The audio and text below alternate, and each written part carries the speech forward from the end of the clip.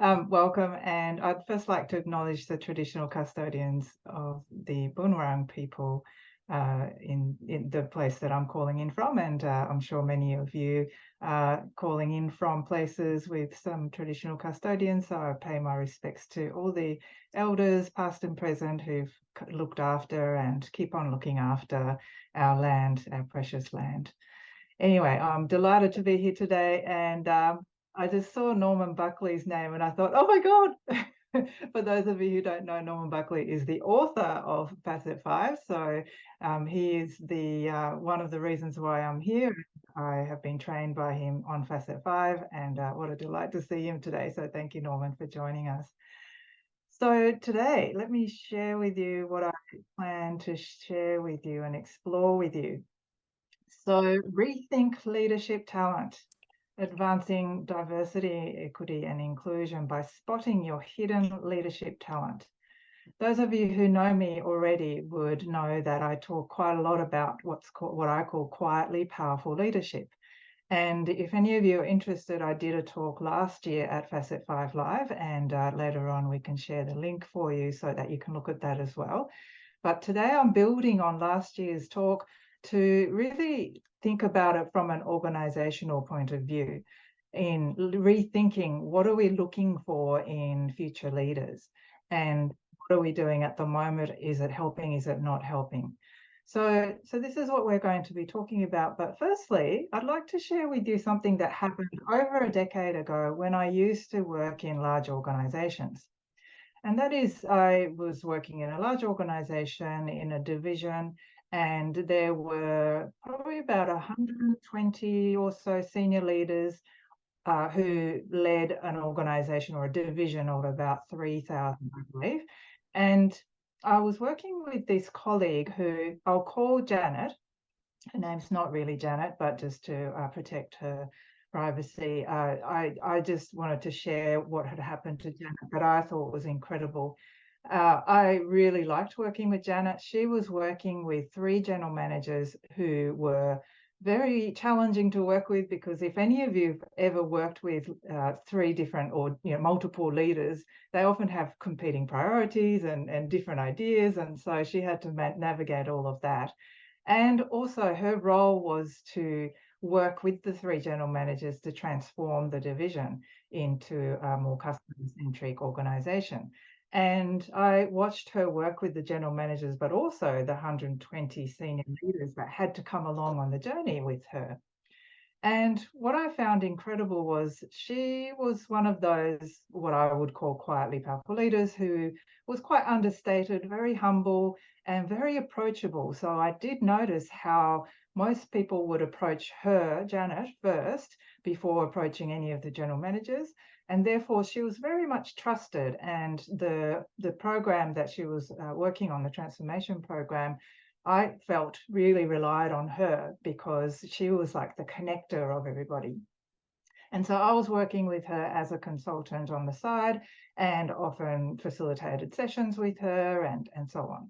So I thought she was doing an amazing job. For over about 2 or 3 years, I watched her do what she did. Anyway, one time I did realize that she wasn't in the organization anymore. And I thought, where did she go? And I had no idea, because I only kept in touch on and off. And so I had no idea. And I spoke to a colleague of hers who looked really sad and told me about what had happened, that she had actually taken stress leave, and she hadn't come back for quite some time. And I said, well, what happened? And the colleague said to me, well, she was put through one of those what's called leadership assessment centres, which I don't know whether you know. May I invite you to engage in the chat box, actually? So in the chat box, if you know what a leadership assessment centre is, can you put a yes or a Y? And if you don't know what it is, then can you put an N? So I can work out how much I need to explain or not.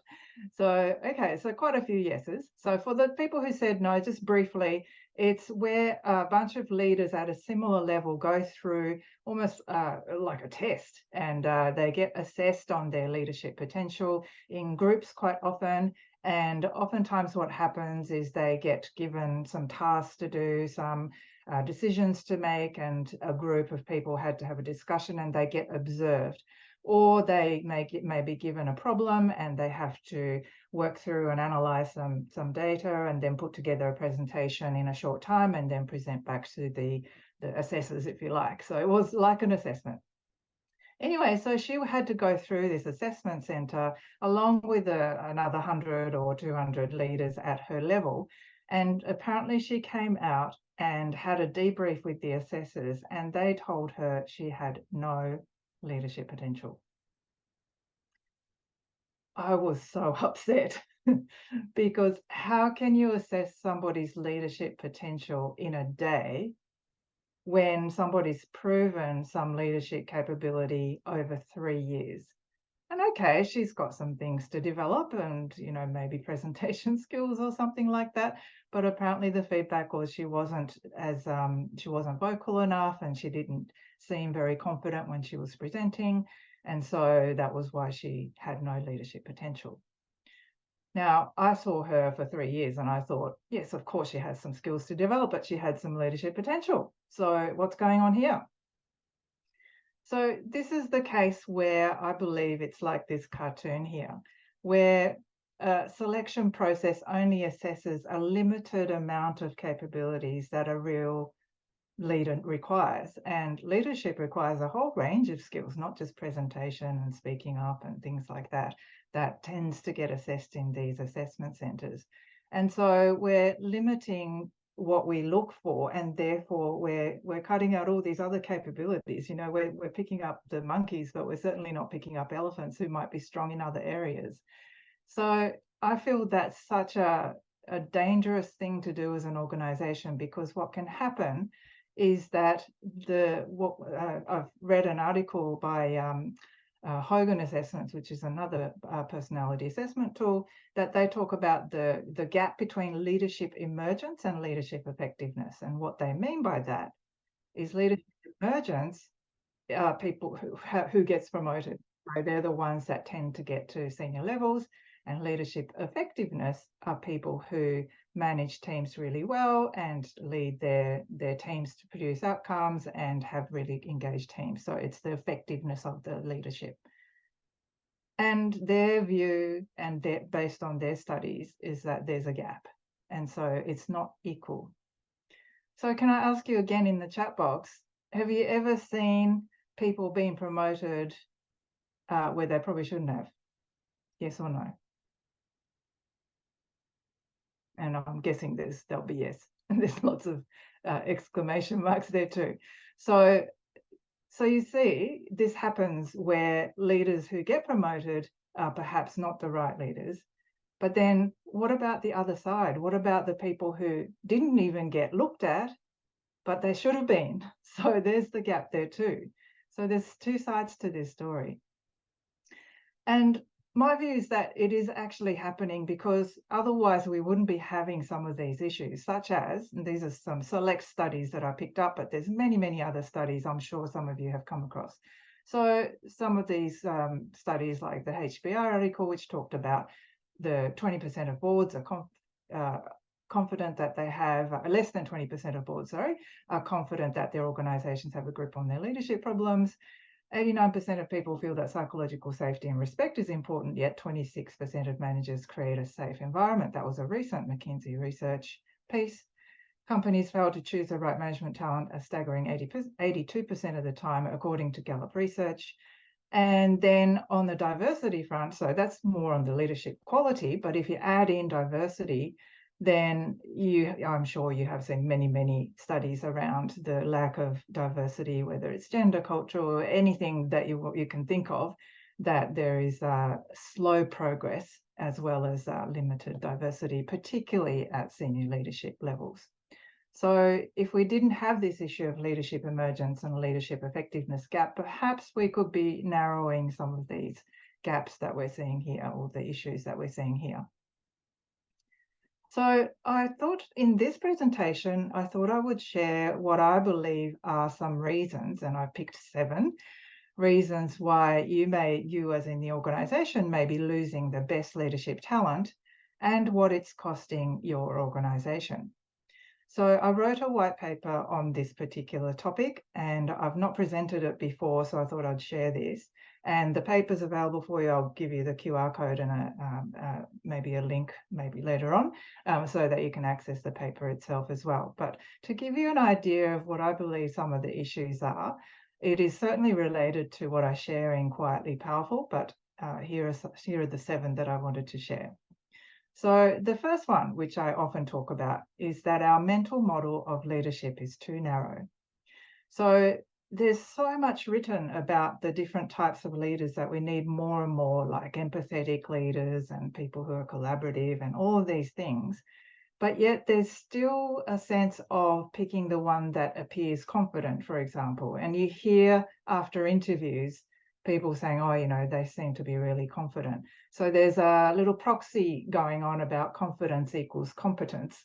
And so we look for confident leaders, and perhaps that's not completely accurate, because if we can say confidence equals competence, that's a bit of a dangerous thing. There's a study by Dr. Thomas Chamorro Premosic, or maybe it's not his study, but he certainly referred to it. He talked about the overlap between confidence and competence is quite low. Who, maybe in the chat, have a guess. What percentage do you think the overlap between confidence and competence is? I'll be interested to see what your guesses might be. 30, 25, 10, 50, 10. Oh, quite a few 10s, which is interesting. So I'm sure you'd like to know. So according to Dr. Thomas Chamorro Premosic, who is an organizational psychologist in America, and he wrote a book which I'll refer to later on. He said 9%. So there's a real danger there, isn't there? So again, there's 2 sides to this. So the overlap is the accurate assessment of your competence. So because competence is your self-assessment of your competence, competence is the actual externally measured way of seeing competence. So there are people who are overconfident and therefore more confident that they actually are competent. But there's also the other flip side of people who are highly competent and not as confident because they have some doubts about their competence. It does remind me of the Dunning-Kruger effect, if any of you know about that, where oftentimes people who have less competence tend to be more confident because they don't know what they don't know.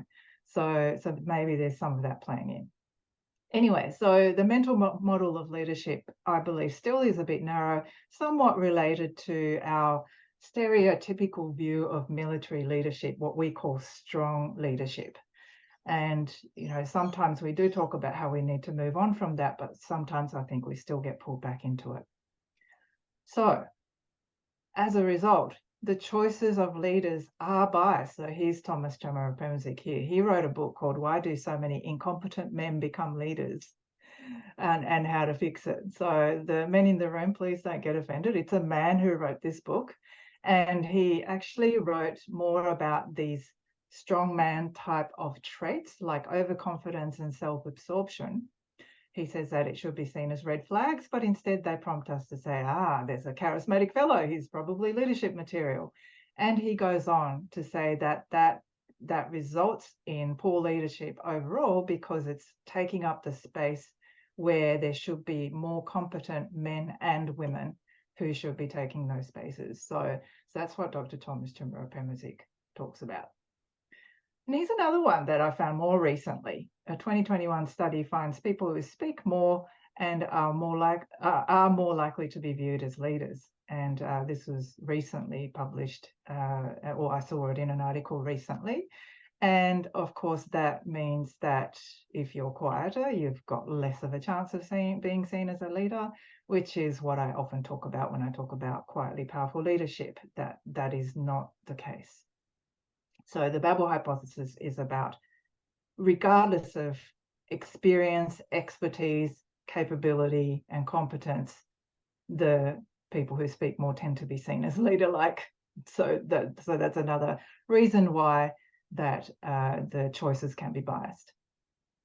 Now, there's another issue on top of that, and that is the pool that we choose our leaders from is also already skewed.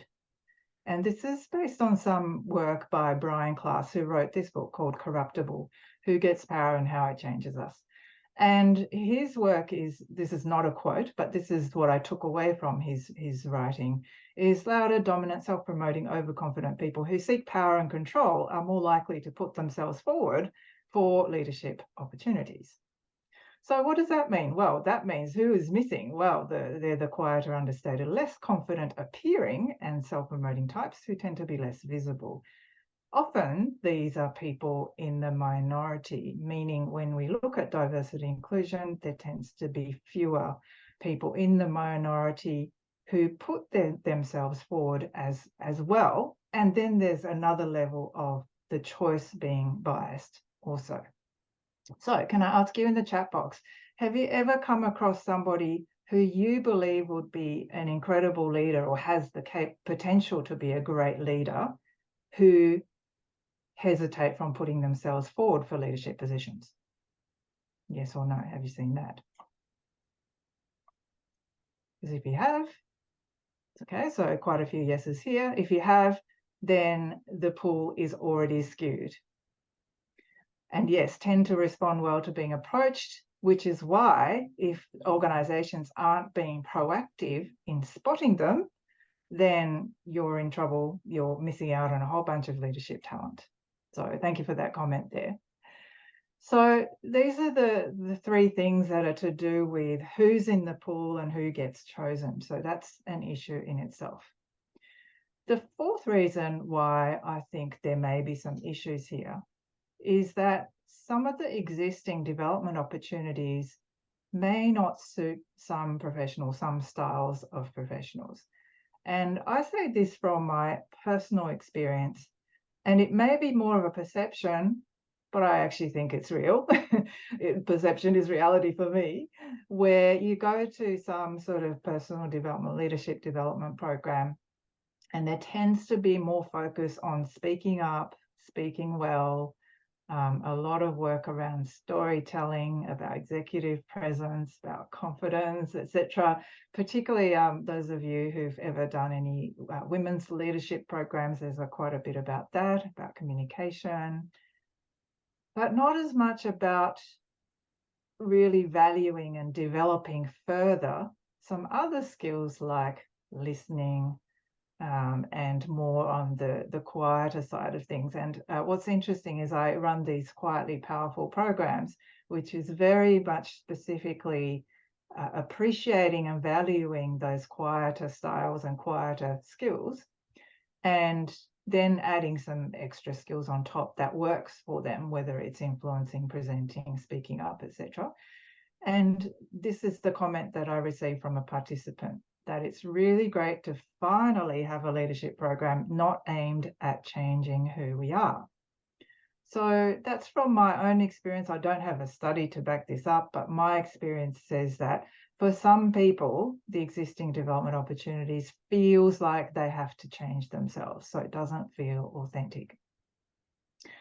So number 5, which is very much related to the work at Facet 5, and that is that people in organizations often make poor use of differences in styles and perspectives. So we do talk a lot in organizations about diversity and inclusion.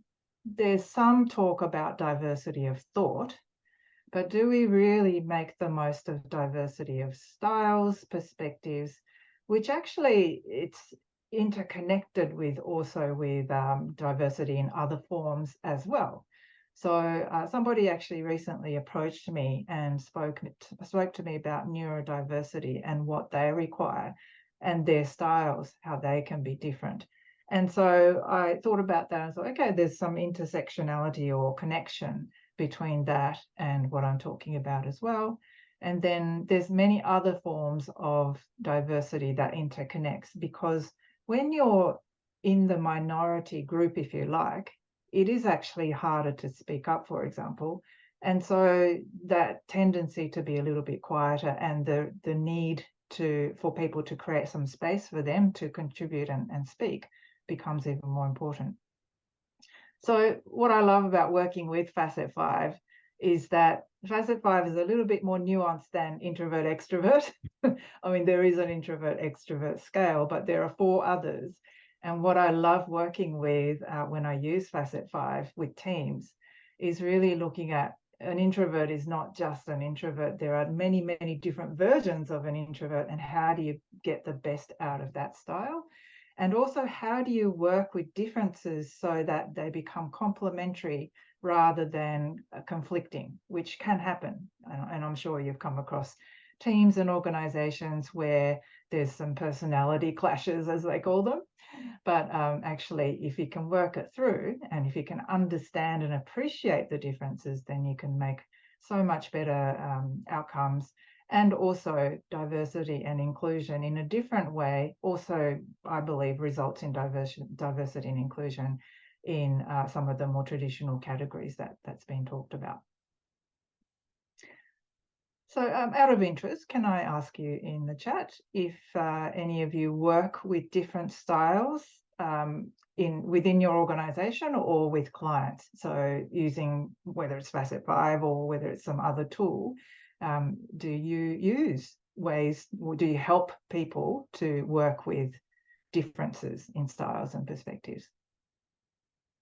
Okay, so I've got a yes, yes, yes. Excellent. Definitely do by Norman, of course. Excellent. Oh, no, but would love to introduce it. Fantastic. Shall I do a sales job for you, Norman? So I believe Facet 5 is really fantastic because the language is such simple language that organizations can pick up really quickly. And so I use it a lot, and it's very, very beneficial.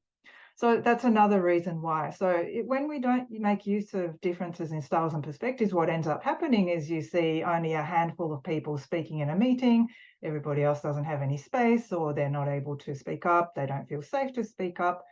Or what can happen is one of the things that I've noticed is people just go with the person with the most senior position or person who's paid the most. And often that can cause some trouble because they may be blind to some issues, or perhaps they don't really appreciate what's going on the ground. So there's some serious issues there, very much linked to psychological safety as well as that ability to work with differences. So the result of all of this is that the hidden talent are disengaged, they lose confidence, they withdraw, they become even more hidden. And you may lose them without even you knowing. And I suppose the story of Janet is one of those, where she had this talent and certainly a potential to be a good leader with some development. And she lost confidence, she withdrew, and she ended up leaving.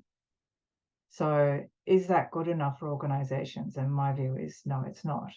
And they're actually missing out on a whole group of potential leaders that we probably need more of, which is what I talk about in Quietly Powerful Leadership. So one of the reasons why this can also happen is because we misunderstand some of this hidden talent, and in particular, people who are quieter. So often I hear people talk about being quiet equals introversion. And that's not the only reason. There's many, many other reasons. One, of course, is personality, but even within personality, there's introversion, extroversion, but there's also, those of you who are familiar with Facet 5, emotionality is actually a very big one. So those people who feel emotions intensely on the inside, they tend to get more anxious more easily. And in fact, I've noticed that quite a number of people in Quietly Powerful programs that I run do have high emotionality because I use Facet 5, so I'm very familiar with that. And so it's not because of introversion necessarily. It can be more to do with emotionality and feeling anxious. They're worried about what people might think of them and so on. Another one that I've come across is around being highly sensitive. So people who are extroverted but highly sensitive can go a bit quiet because they're totally overwhelmed. Sensory overload is what can happen with them. So it's really not just introversion, even if you just look at personality. But there's other elements to why people may go under the radar or stay quiet as well. And one is conditioning. And the conditioning can be of a cultural nature. So some of us, I include myself in it, being Japanese as my upbringing, that I can go quiet, particularly if there's a senior person in the room, because I've always been taught to be respectful and allow other people to speak. I'm also being taught not to interrupt. And so I do interrupt when I'm facilitating sometimes in the role, but I still find it really uncomfortable. And so there's a lot of conditioning that can play out.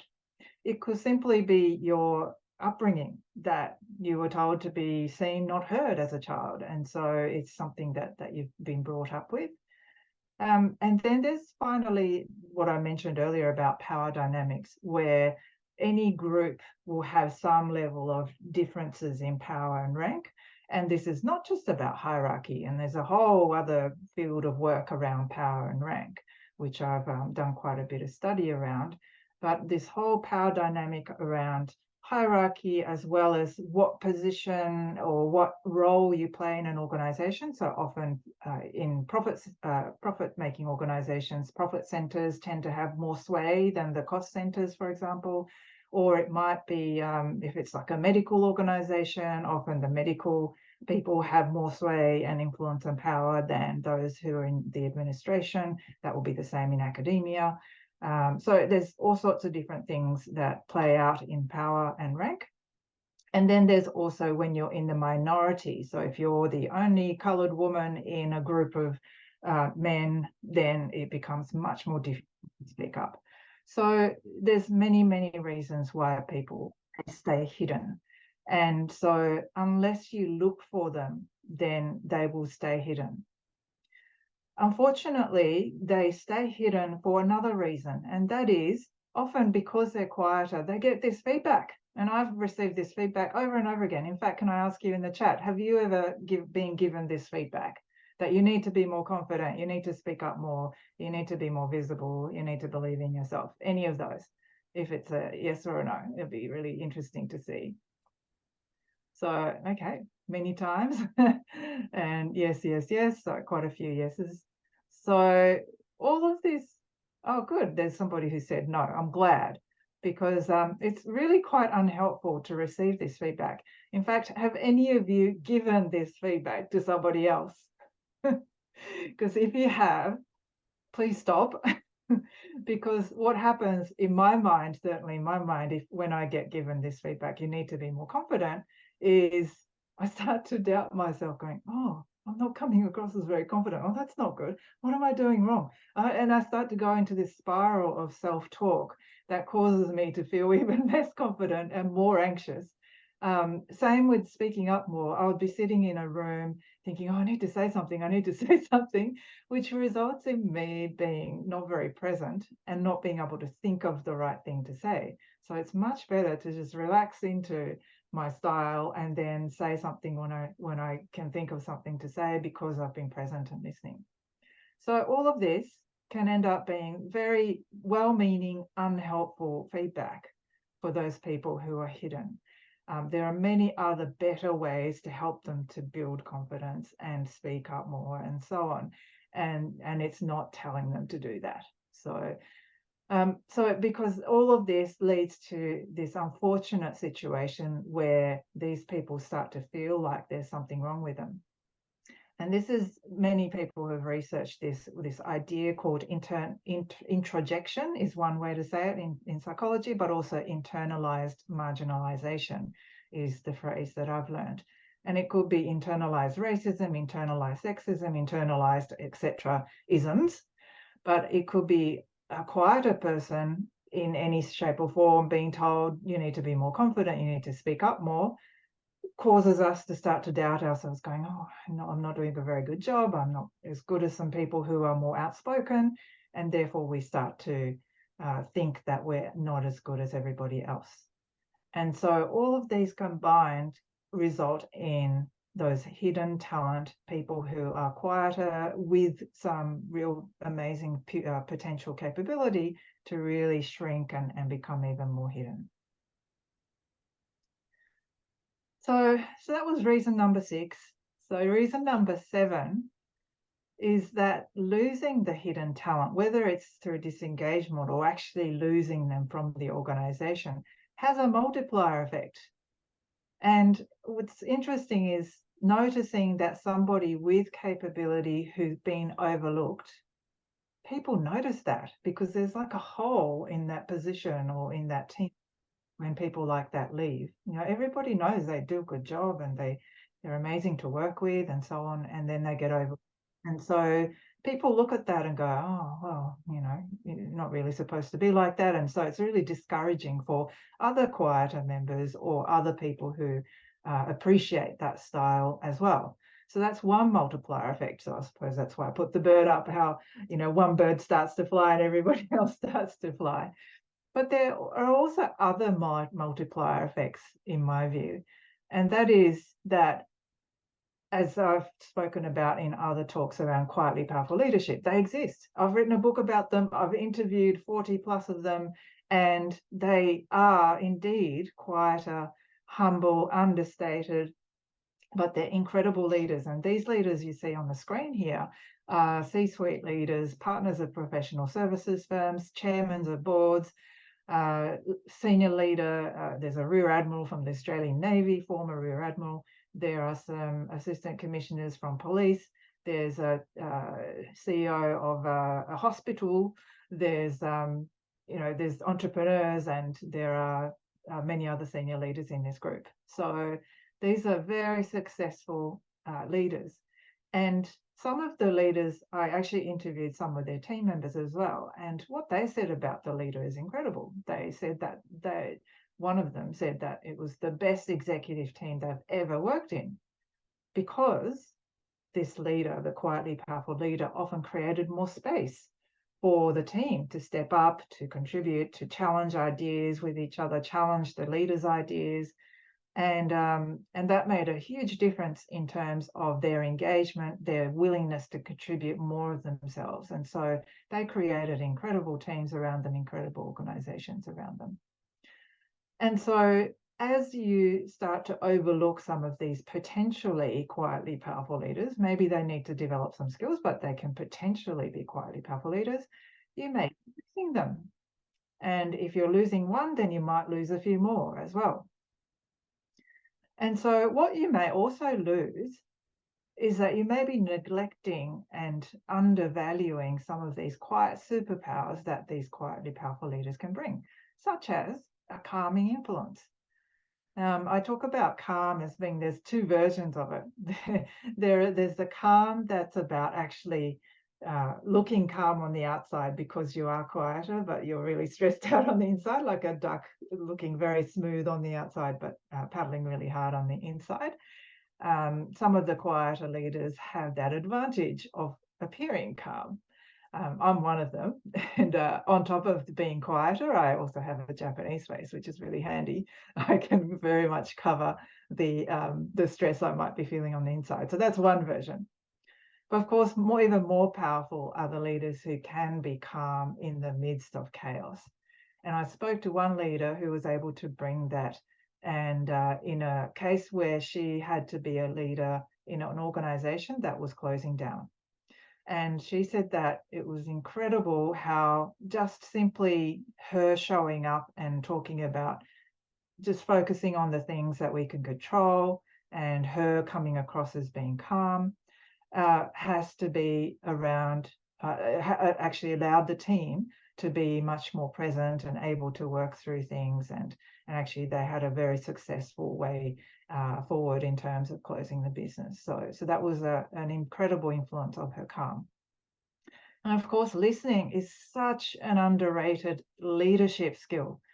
And I actually also run with a couple of colleagues a project or an organization called Leaders Who Listen. And because every single quietly powerful leader spoke about listening as a key leadership strength.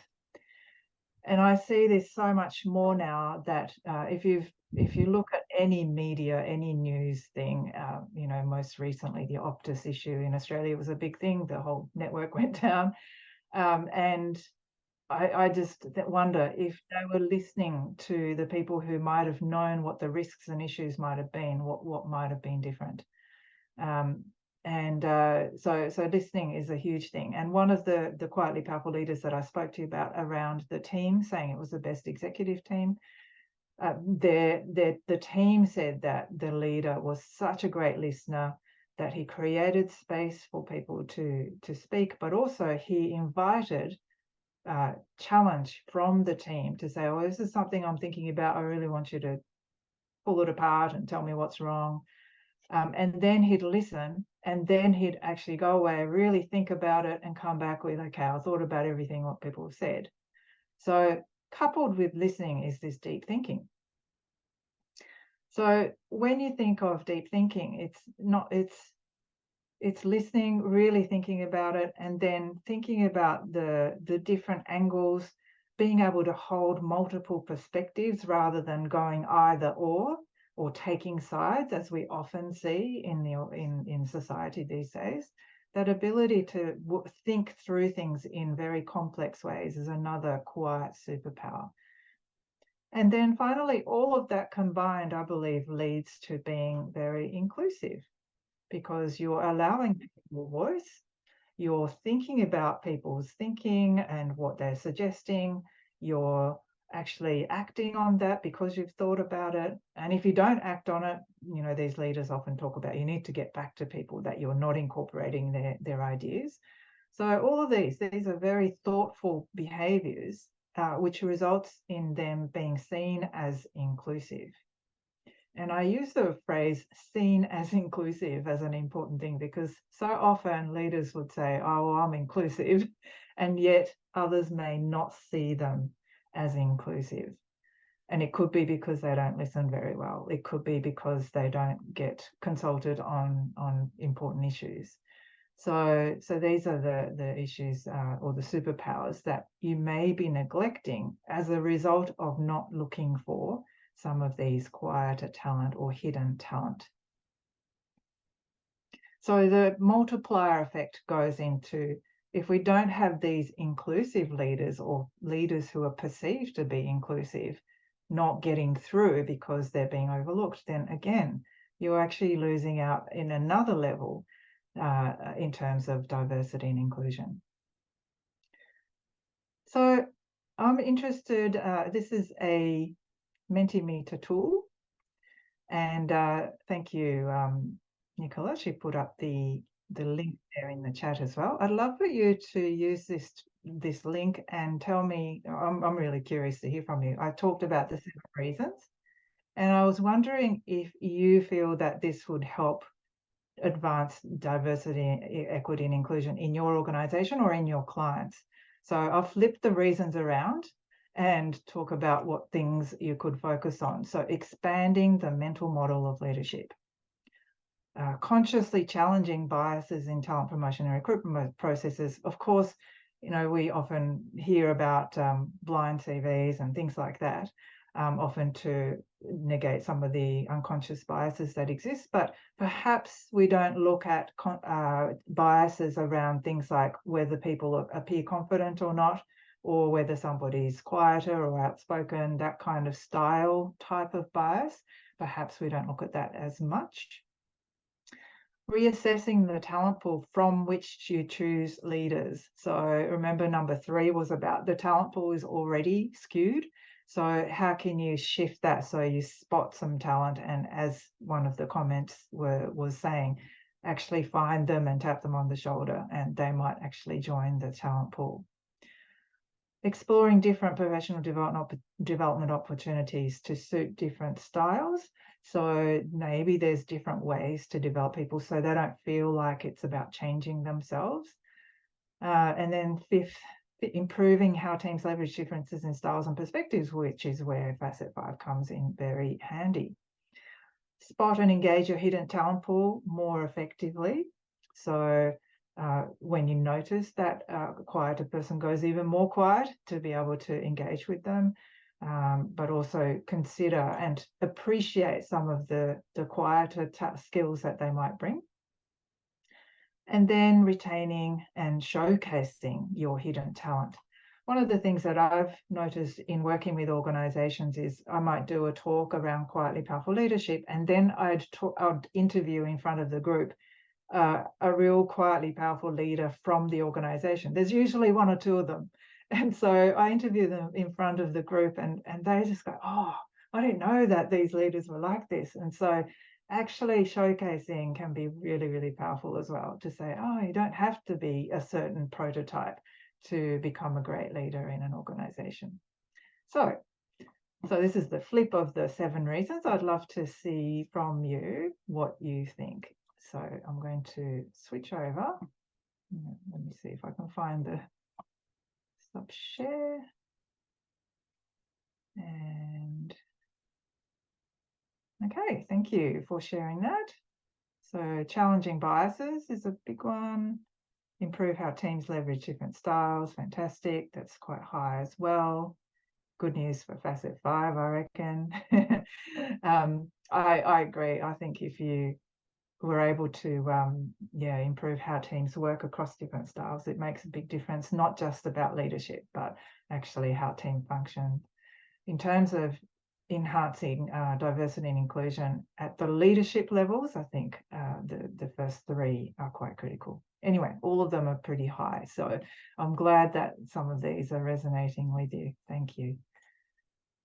So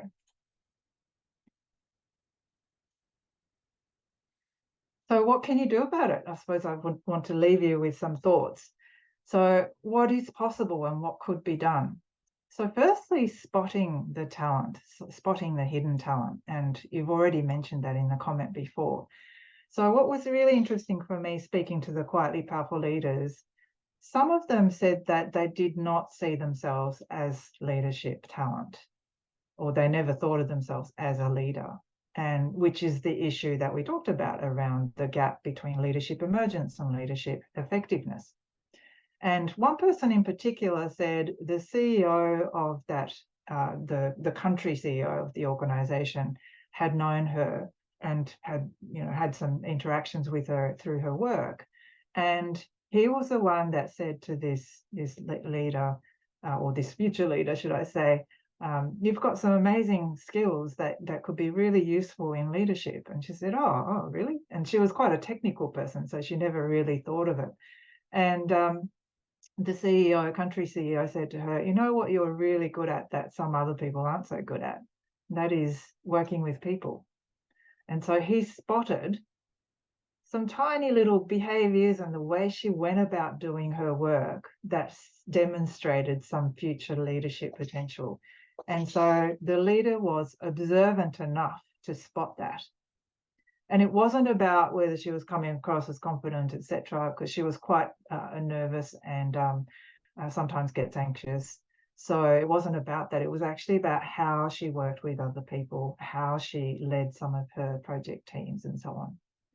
So how well do your managers in your organizations or your client organizations spot their hidden talent?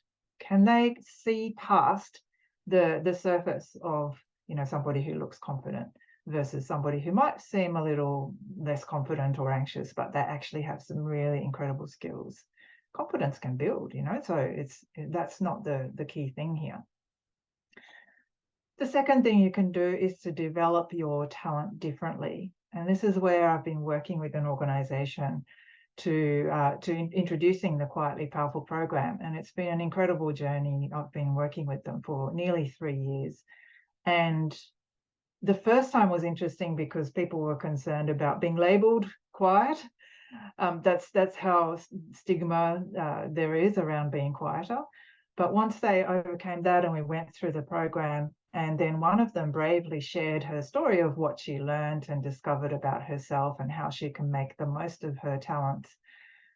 Apparently, she put that on the newsletter and she received a ton of emails. And then the HR team received a ton of emails saying, I want to go on this program. So now they have a wait list. And so there was this incredible flow-on effect of this small group of people who went through a talent development process in a different sort of way, which really valued and appreciated their different styles. and also adapted. I often talk about appreciating fully and adapting purposefully, so both sides of the coin. And then finally, engage your talent proactively. So it's quite easy to just work with people who are visible. So what about you actually consciously work with, develop, coach people who may be not so visible or may not come across as so confident, and do that consciously.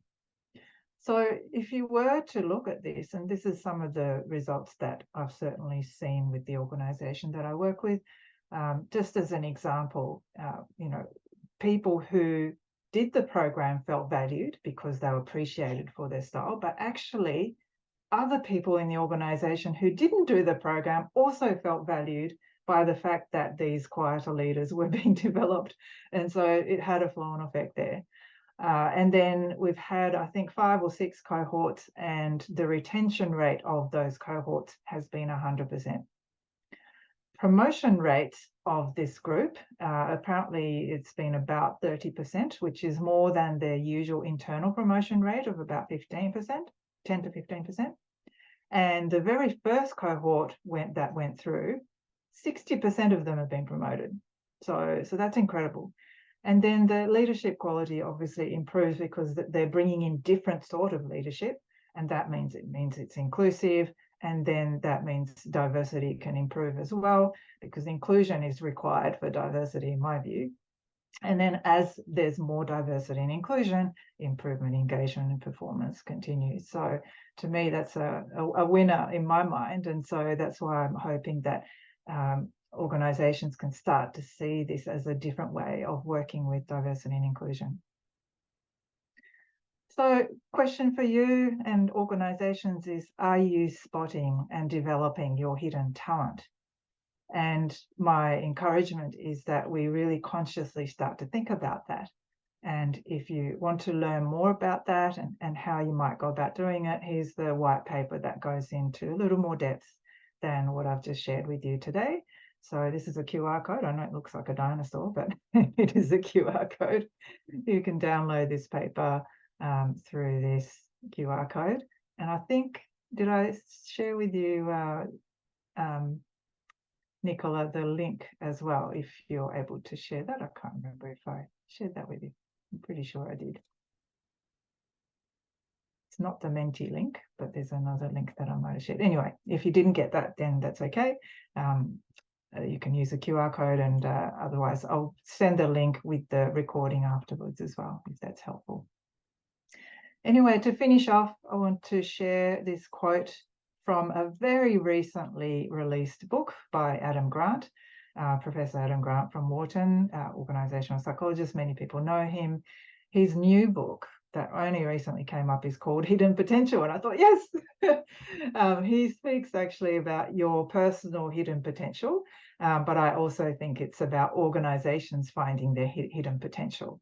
And he said, when we fail to see hidden potential, along with shattering people's dreams, we lose out on their contributions.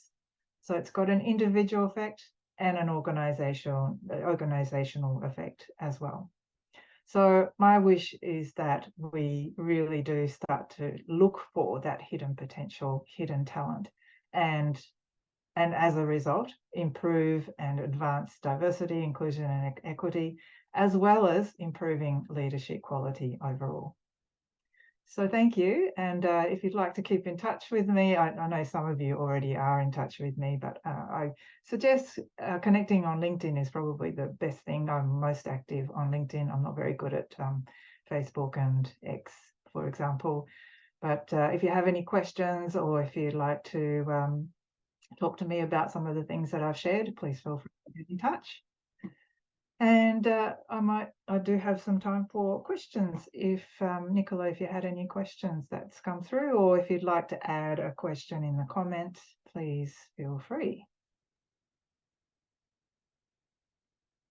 I'll stop sharing. I haven't got any questions through just yet, but as Megumi said, feel free to, even if you want to unmute yourself to ask a question, now's your chance, or pop something in the chat. We'll be more than happy to help. Lots of thank yous, Megumi. I have to say, people have really enjoyed your session, so thank you. But as I say, any questions, please submit them through the chat. or unmute yourself. We'll be happy to Can help. Sorry, it's Caroline Rawls here. May I ask the question? Please do. Of course. I thought you had a question, actually. I remember seeing a question mark in the chat at one point.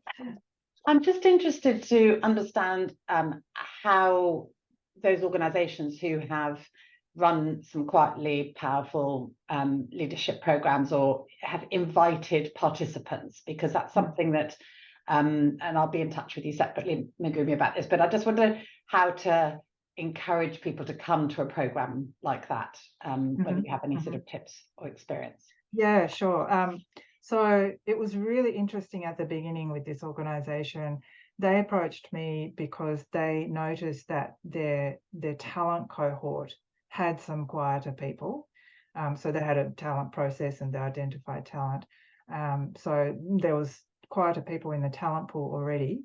But also, secondly, they noticed that when they were speaking with the women leaders who are in the talent cohort, they actually said that their styles were not appreciated. And it wasn't just about being quieter, but they certainly said that their styles were not being appreciated. So that's how they put the two and two together and said, okay, we need to do something different and really introduce different styles of leadership and really appreciating and valuing that. And so in terms of encouraging people, they were already in the talent pool and they were nominated by their managers. And what was a little tricky was to make sure that the managers invited these people usefully. So I did have a couple of people join the program and said they were really hesitant in joining because there was a stigma around being quiet. And so that when they got asked, they were thinking, oh my God, I'm seen as quiet. That's not good. So, but as we went through the program, they realised it was about really making the most of that. And so they felt absolutely comfortable. But just at the beginning, it was a little bit trickier. Some managers did a really good job and framed it in a way that was about really harnessing the best of you. And so, yeah, it can be a bit tricky, but I think working with the managers seems to work really well. Thank you. Thanks, Caroline. Megumi, we've got a question from Alison in the chat. Yeah. Says, you said not to say to people you need to be more visible. However, as a quieter professional, I have found this a useful approach. I'm wondering if the term visibility can be used in different ways. Yeah, maybe. Alison, maybe if you can talk to us about what's been useful. How did they frame it so that it was useful for you? Would that be okay? Yeah, can you hear me okay, Megumi? I can. Yeah, I'm in a very dark room, so I'm afraid to show myself. That's okay. Good to see you. Well, I'm just wondering, I mean, I've worked this with you actually, you know, some approaches to become more visible and to say leadership in my organisation. So I found this a very useful thing to try to work on rather than putting myself out there in a loud way. So then when you said, yeah, and I'm wondering if there's a different way of looking at it, if it can be actually a thing like saying you need to be more confident. Yeah. Could be taken that way as well. What are your thoughts? Yeah, no, it's a great question, because I think what's not useful is the sort of one-line feedback. You need to be more confident, or what does that mean? You need to be more visible. How? You know, that's the issue. And I hear that so often. That's why I'm highlighting some of these unhelpful feedback, which is, you know, not enough nuance and like even confidence.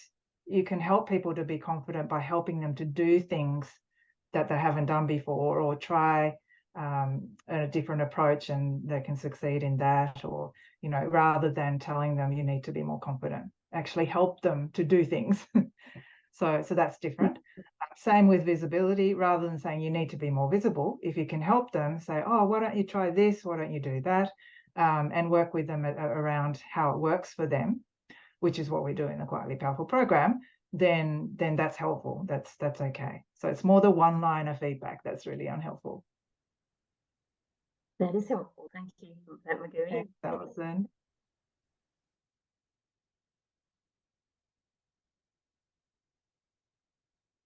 I like this comment, really affirming on the power of difference. I do absolutely believe that, and it's great to see that. Any other final questions? Well, if I'm allowed, I'll come back in with another question. Yeah, Sorry. please.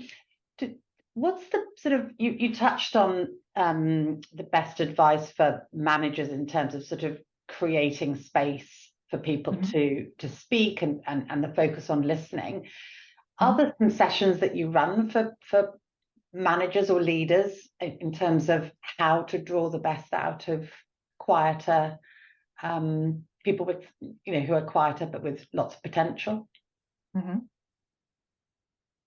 Oh, so is the question, do I run that with? Yeah, is that a sort of training session that you've run? Yeah, there's a couple of things that I do. So with the Quietly Powerful program that I ran with the organization, I had some tip sheets for the managers, so that, and they're actually invited to the kickoff session, so they know what the participants are going through, so they can support the participants in a useful way rather than telling them to speak up more, for example, which is often what they used to do. So that's one thing. The other side of the coin is, I briefly mentioned that I work with a couple of colleagues around the idea of leaders who listen. And that's for all leaders, in my view. If they're not listening, I don't believe they're really leading, because it's just a monologue. And so working with leaders to firstly understand the critical importance of listening, and also creating the space and the safety to allow voices to emerge. That's a separate thing that I also do, and that's been an interesting process, I have to say. Some people pick it up pretty quickly and other people really struggle, but they, over time, with some real examples of where they are able to bring some new voices into a conversation, they start to see the value, and they start to continue to work on that. So yeah, no, it's really quite a process, which I also enjoy doing. Thank you. Thanks. Caroline, while you're there was a question mark that I saw from you, and I wasn't sure. What is more helpful was the question that I saw in the chat. I don't know what that was. I think you've just answered it. Okay. I suppose I'm wrestling with the fact that in my organisation, we've just gone through our performance review process, and there've been a lot of comments about juniors, particularly. I would see a correlation with candidates or individuals who are in the minority, who are being told that they need to have more gravitas, that they need to speak up more, etc. Yes, that's a big one. Gravitas, executive presence. Yeah. So the point that was then made a bit later about just not giving that feedback as one-liners, but helping people understand how it is useful. So that's what is more useful, because sometimes we do need to get people's voice into the room or into the team. But I can completely see that as a one-liner, it's not helpful. But if it comes with how can we work differently as a team to ensure that you speak up or whatever, then I can see that's more helpful. Yeah, absolutely. And also helping them around the how for them individually. So for example, with confidence, we often assume or maybe have a view that you need confidence to be able to do something. I learned from a sports psychologist called Dr. Sean Richardson that that's actually a false assumption, that confidence comes afterwards. So you don't need confidence to do something. You have to be brave to do something, and then the confidence follows. So it's actually about, that's not useful to say you need to be more confident, because you don't need confidence to do something. And so it's about helping managers to help their people to have a go at something, and supporting them and setting them up for success. And even if they don't succeed, they'll still learn, and they'll grow, and they'll build confidence that at least they had a go. So to me, that's different. Thank you. Thank you.